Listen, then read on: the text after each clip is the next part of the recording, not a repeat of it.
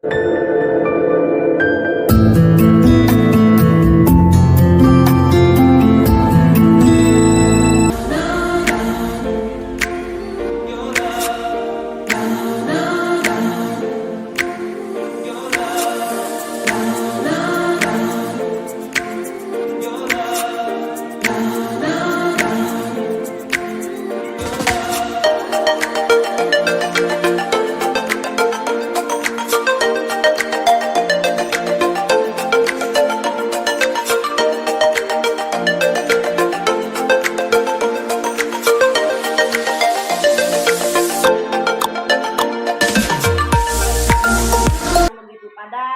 berkenan untuk membantu saya dalam melaksanakan tugas kali ini.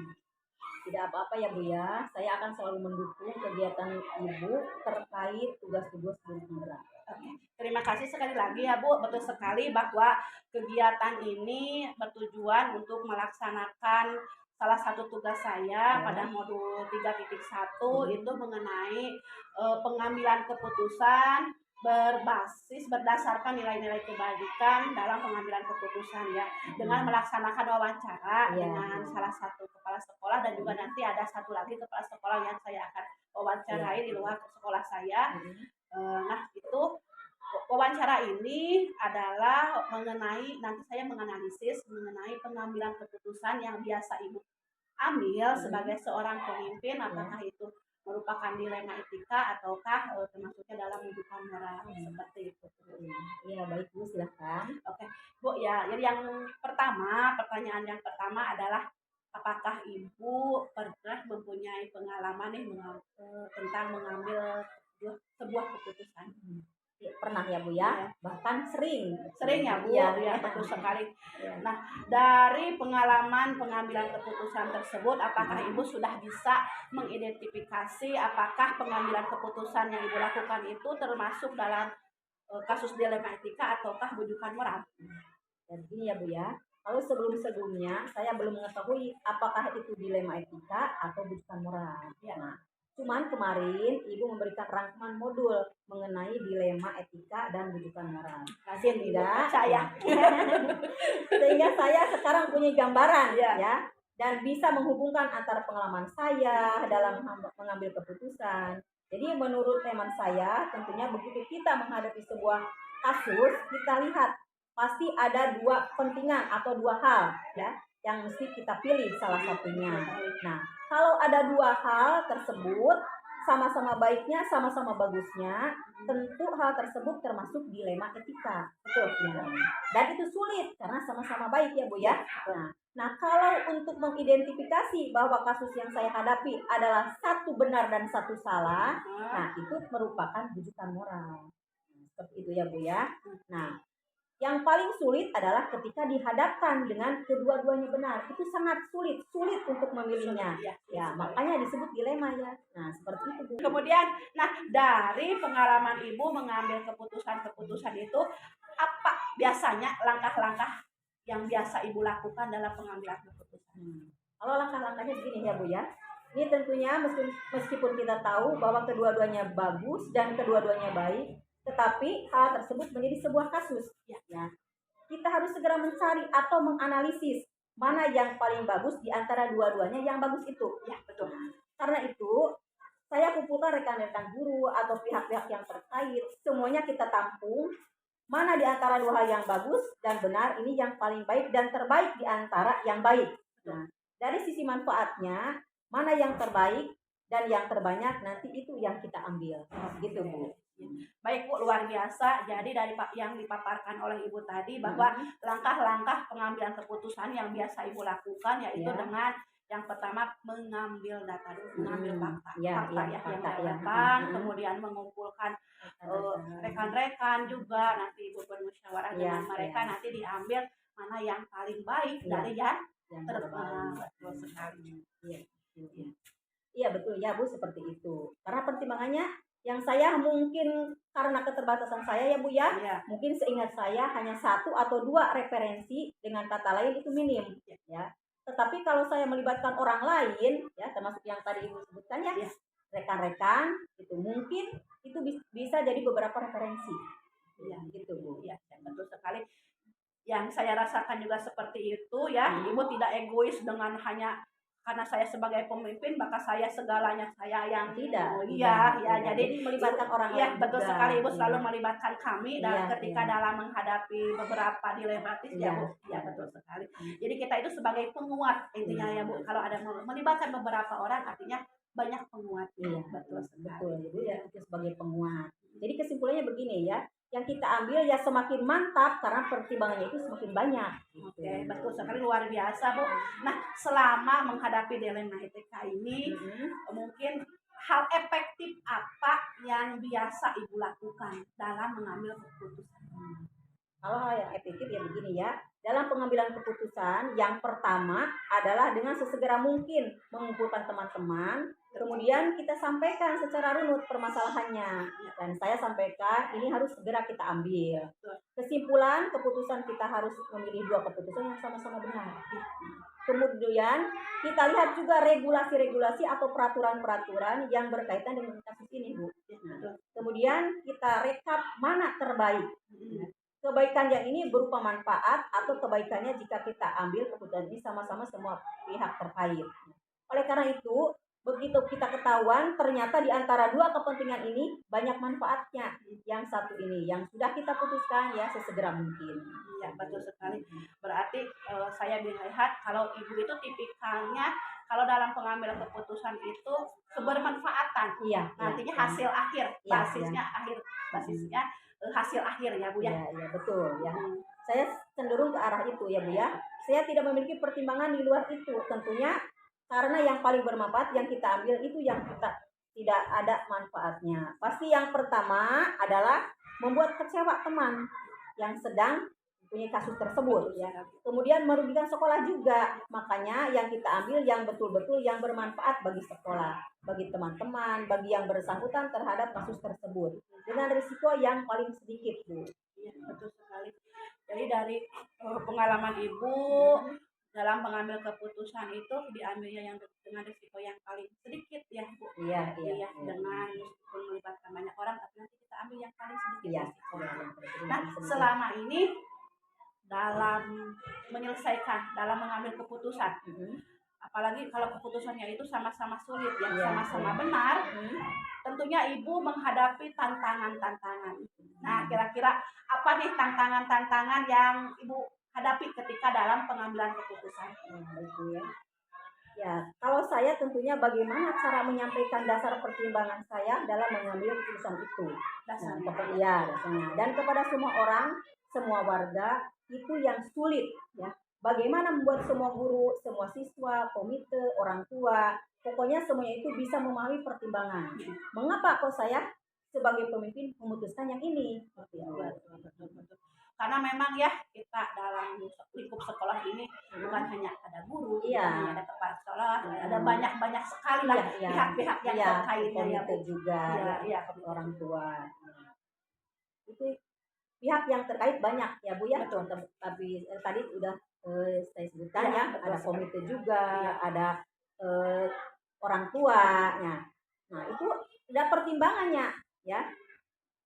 Ada yang belum matang, mungkin ada satu sisi teman guru yang itu hanya mengandalkan pertimbangan itu saja. Nah, dan itu belum kuat. Oleh karena itu, kalau saya sudah mempertimbangkan segala macam dari semua sisi, dari regulasi, dari masukan teman-teman, dan itu sudah matang. Menurut saya ini untuk kepentingan sekolah ya. Yang perlu saya sampaikan, nah ini tantangannya bagaimana membuat Bapak Ibu guru semuanya setelah saya kasih pertimbangan ya, yang macam-macam, karena kok milih yang ini gitu ya. Menjadi paham, kalau sudah paham enak juga Bu. Nah, sehingga nanti keputusan yang kita ambil apapun tentang dilema etika itu didukung oleh semua warga sekolah. Betul sekali. Jadi poin pentingnya itu di sini adalah memahamkan dulu semua orang ya, seperti itu. Betul ya, betul sekali ya. Memahamkan semuanya warga sekolah sehingga nanti semuanya bisa mendukung keputusan apapun yang kita ambil, kita buat dan kita putuskan. Toh tidak serampangan Bu memutuskannya. Jadi melalui pertimbangan yang matang. Ya, baik, ketika Ibu menemukan permasalahan ya Bu, nah, apakah Ibu membutuhkan jadwal-jadwal khusus Ya. atau tempat-tempat khusus untuk Ibu merenung, mencari jawaban dari permasalahan-permasalahan yang dihadapi sehingga bisa memutuskan permasalahan keputusan. Kalau selama ini spontan ya Bu ya? Spontan. Ya, spontan. Karena saya tahu persis, saya menyadari ya bahwa kasus tersebut muncul. Ya. Itu kan berarti ada dua kepentingan ya Bu ya. Ada dua hal harus segera diputuskan. Jadi saya menyebutnya itu sebuah kasus. Berarti ini mendesak ya. Mendesak sekali apabila teman-teman itu rekan guru yang bersangkutan dengan kasus tersebut itu kan ingin segera mendapatkan keputusan ya Bu ya. Mendapatkan jawaban terbaik. Seperti apa? Nah, oleh karena itu, saya tidak pernah menjadwalkan, Bu, baik waktunya ataupun tempatnya. Begitu muncul kasus, saya dengar, maka saya segera bertindak, ya, sesuai dengan prosedur tadi. Ya. Masukan dari semua pihak, kita libatkan semua, Bu. Kemudian nanti dijadikan patokan untuk mencari sebuah kesimpulan, sehingga nanti kasusnya tidak berlarut-larut. Gitu, Bu. Betul, Ibu, mengenai apakah ada nih faktor-faktor yang mempermudah Ibu dalam pengambilan keputusan? Tentunya ada ya, ada teman-teman pembantu dari tatanan rekan-rekan guru yang solid ya, mudah untuk dikumpulkan. Nah, kemudian mudah diajak bicara, sangat solid sekali ya. Kemudian kalau diminta untuk memberikan masukan, mereka sesegera mungkin tangkas ya. Itu yang pertama ya, yang satu. Nah, kemudian yang kedua, apabila sudah saya ambil keputusan, itu saya sampaikan ke teman-teman warga sekolah, khususnya Bapak Ibu guru. Itu cepat menangkap, ya. Cepat mendukung. Misalnya kalau saya pertimbangannya begini, oh iya siap, betul, siap, ya, siap. Begitu sehingga apa yang menjadi keputusan terhadap kasus dilema itu cenderung selama ini selalu didukung. Nah, keputusannya oleh semua warga yang membuat nyaman dan membuat enak dalam bekerja. Ya. Nah, mungkin ya dari diskusi kita dari tadi ya, kira-kira apa pelajaran yang bisa kita petik mengenai pengambilan keputusan ini? Yang pertama ya, tentunya kita sebagai manusia yang hidup, yang terus berkembang, kita tidak bisa menghindari yang namanya masalah. Pasti ada ya, Bu. Betul sekali. Semua orang pasti ada masalah. Pasti, betul. Ya. Nah, tidak bisa menghindari karena kasus apalagi di sebuah institusi atau lembaga seperti sekolah kita ini, yang bisa kita petik adalah sesegera mungkin kasus itu diselesaikan. Ya, jangan sampai berlarut-larut, jangan sampai menunda-nunda kasus tersebut. Nanti siapa tahu ada kasus lain ya Bu ya. Iya. Kita kan tidak tahu ya. Harapannya kita sih tidak ada kasus ya Bu ya. Iya. Tetapi kita tidak akan tahu nanti ke depannya ada apa.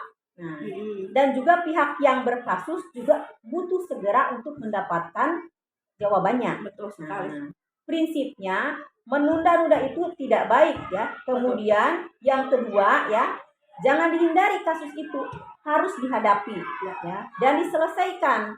Tidak perlu dihindari ya, sebisa mungkin ya patokannya putuskan ya di antara dua itu yang paling bermanfaat. Untuk yang berkasus, untuk teman-teman atau guru, karyawan, dan untuk semua warga sekolah, itu yang paling bermanfaat yang kita cari. Pilihan untuk keputusannya adalah yang paling bermanfaat dan yang paling kecil resikonya. Saya kira pelajaran berharga buat kita terapkan, bukan hanya di lingkungan kerja ya Bu ya, tetapi bisa diterapkan dalam kehidupan sehari-hari. Seperti keluarga, bisa juga diterapkan kalau ada masalah, cepat selesaikan. Ambil keputusan yang terbaik dan bermanfaat bagi semua pihak. Gitu Bu. Alhamdulillah. Luar biasa, saya terinspirasi dari Ibu. Selama ini menjadi seorang pimpinan, Ibu luar biasa bijaksana sekali dan tidak hanya mementingkan diri sendiri tetapi dipikirkan juga oleh orang lain ya, seperti itu. Baik, saya rasa pertanyaan-pertanyaan wawancara mengenai pengambilan keputusan ini cukup ya Bu. Ya. Sekali lagi saya ucapkan terima kasih atas waktunya, terima kasih atas kerjasamanya. Ya. Sukses buat kita semua, maju untuk sekolah kita. Amin. Terima kasih ya Bu.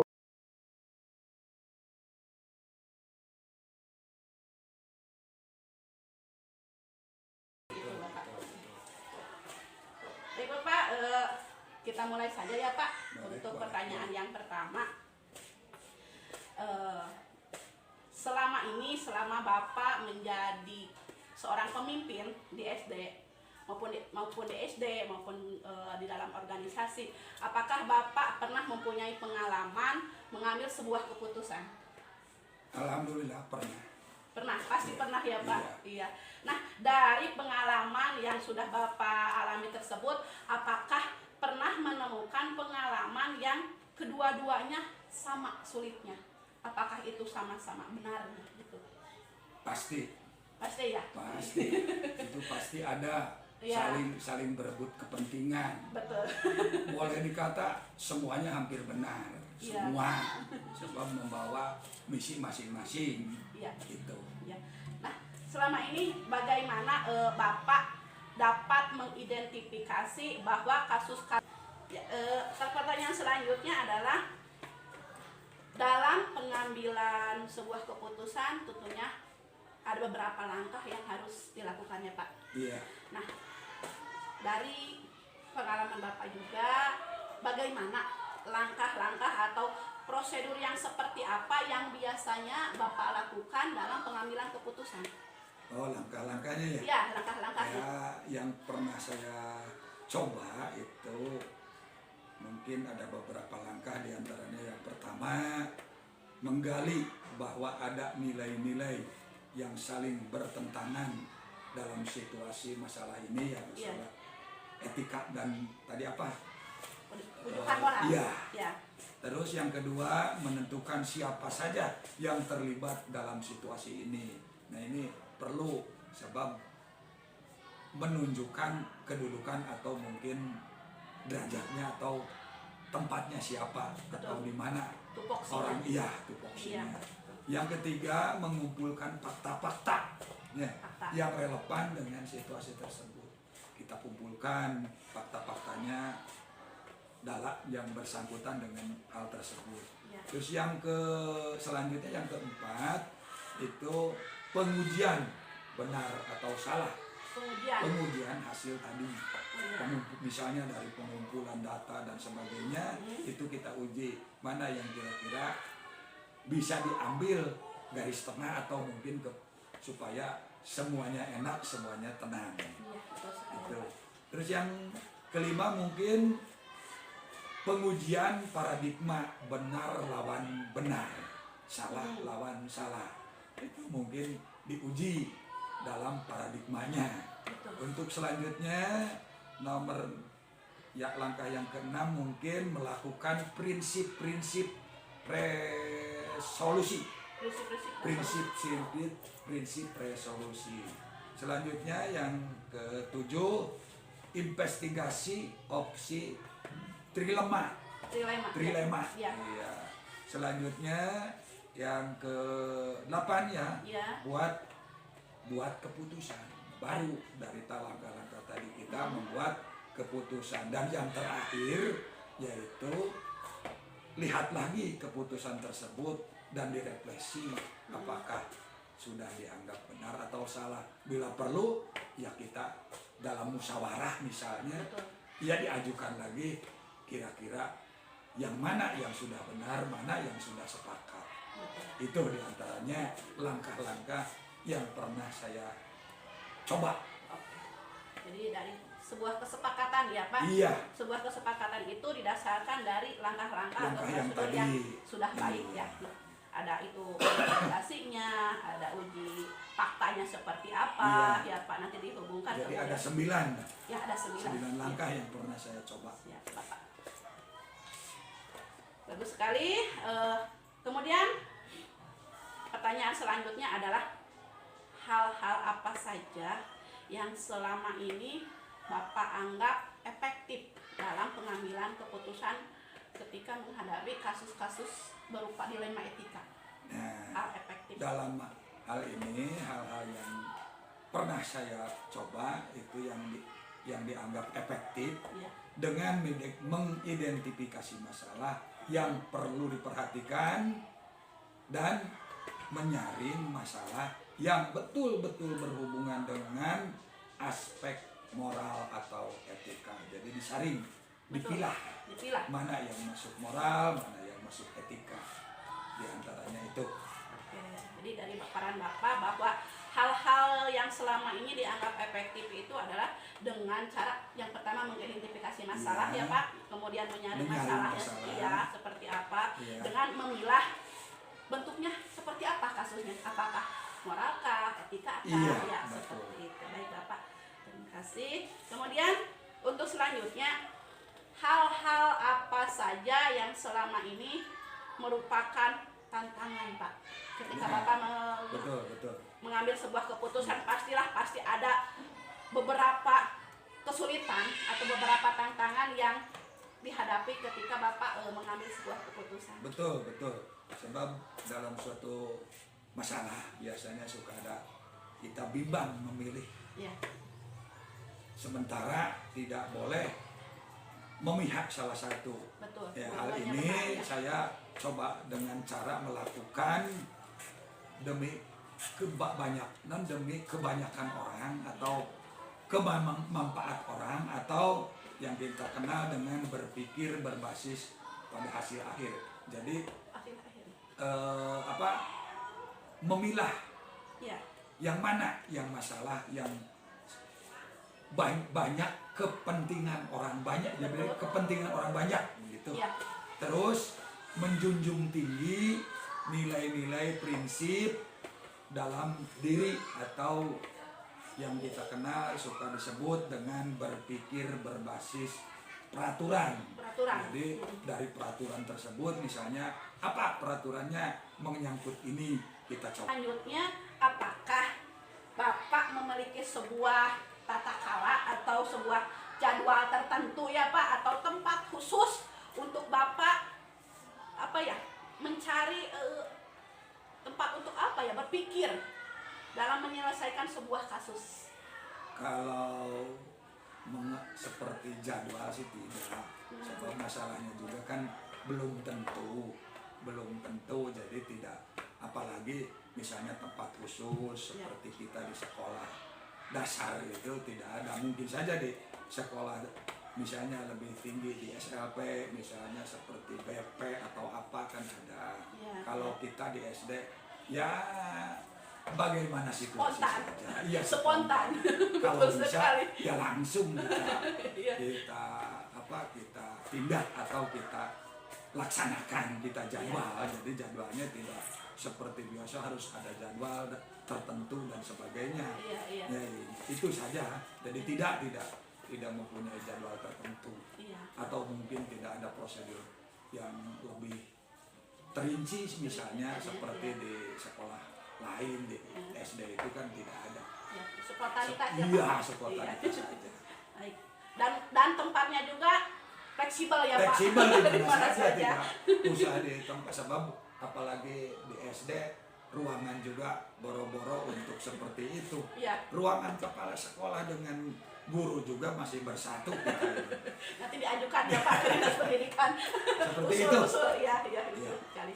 Baik Bapak, terima kasih. Untuk pertanyaan selanjutnya, adakah selama ini seseorang atau faktor-faktor apa saja yang selama ini mempermudah atau membantu Bapak dalam pengambilan keputusan dalam kasus-kasus dilema etika? Ya, kalau itu sih saya pernah itu tadi, yaitu dengan mengumpulkan data. Ya. Karena mungkin data tersebut penting untuk kita ketahui dalam dilema etika. Ya. Yang tidak menyangkut hal-hal yang bersifat teori. Itu kan teorinya mungkin bermacam-macam ya. Namun ada faktor-faktor pendorong dan penarik yang nyata, di mana data yang mendetail atau terinci akan bisa menggambarkan alasan seseorang melakukan sesuatu, dan kepribadian seseorang akan tercermin dalam situasi tersebut. Hal-hal penting di sini diantaranya adalah analisis terhadap hal-hal apa saja yang potensial yang akan terjadi di waktu atau masa yang akan datang. Itu diantaranya. Jadi mengumpulkan data kemudian menganalisisnya Pak. Yang mungkin ini bukan yang terakhir ya Pak, nanti mungkin ada susulan lagi. Pertanyaan selanjutnya adalah dari semua hal yang telah Bapak sampaikan, telah kita bicarakan, pembelajaran apa yang dapat kita petik dari pengalaman Bapak dalam mengambil keputusan yang bentuknya dilema etika? Insya Allah keputusan yang tepat dan bijak yang akan sangat berpengaruh dalam perubahan pendidikan kita, khususnya di Indonesia yang lebih luas, itu akan lebih maju. Betul, kata kuncinya keputusan yang tepat. Iya. Apapun Tepat dan bijak. Betul, kalau tepat dan bijak pasti berpengaruh positif terhadap Iya. Dan akan terhindar dari konflik. Iya, Ya, itu. terhindar dari konflik karena Betul. sudah dimusyawarahkan Betul. terlebih dahulu ya. Itu. Bapak luar biasa, pengalamannya sudah tidak diragukan lagi ya. Luar biasa. Sama-sama belajar. Iya, Pak. Gitu. Saya akan banyak belajar dari Bapak. Amin. Insya Allah. Insya Ya. Allah. Tapi Bapak, ini ada pertanyaan tambahan Pak. Boleh. Menurut Bapak nih, dari kegiatan wawancara yang telah kita lakukan, apa hal menariknya? Hal menariknya mungkin bagi saya mengingatkan, Ya. khususnya bagi saya, mengingatkan bahwa betapa pentingnya dalam membuat keputusan itu dengan kita secara bijak dan tepat ya. Ya. Mungkin ini untuk saya sebagai kepala sekolah, dan mungkin bagi rekan yang sedang melaksanakan tugas ini, Ya. insya Allah bisa jadi gambaran masa Betul. depan. Barangkali nanti ada milik dan rezeki bisa jadi pemimpin. Amin. Tapi Amin. insya Allah saya doakan jadi pemimpin. Amin, amin, amin.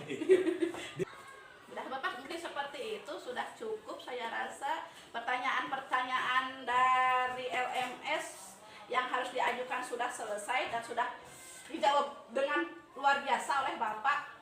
Terima kasih. Sekali lagi saya ucapkan terima kasih Mohon Bapak. dari saya mohon maaf barangkali ya jawaban-jawaban saya banyak kekurangannya.